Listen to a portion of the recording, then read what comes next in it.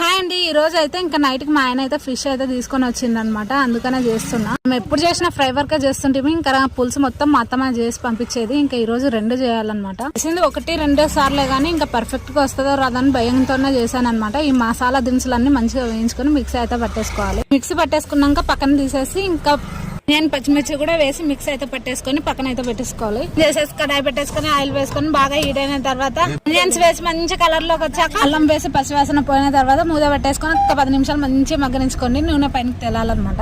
పసుపు ఉప్పు కారం వేసి అదొక్క 10 నిమిషాలు మగ్గిన తర్వాత ఇంకా మనం చింతపండు నీళ్ళని అయితే నానబెట్టేసుకుని ఉంటాం కదా, దాన్ని కూడా వేసేసుకొని మంచి మగ్గనించుకోవాలి. క్వాంటిటీ వాటర్ కావాలో అది కూడా వేసేసుకొని ముక్కలు ఇంకా చిన్న మంట మీద అయితే 1 నురుగు 2 నురుగులు వచ్చే మూత పెట్టేసుకొని పెట్టుకోవాలన్నమాట. తర్వాత లాస్ట్ లో మనం ముందుగా మిక్సీ పట్టేసుకున్నాం కదా, దాన్ని కూడా వేసేసి ఇంకా స్పూన్ పెట్టకుండా ఇలా కదిపేసుకోవాలి. అది కూడా ముక్కకు మంచి పట్టినాక లాస్ట్ లో కొత్తిమీర వేసుకొని దించేసుకోవడమే. సూపర్ టేస్టీతోనే చేప పులుసు రెడీ.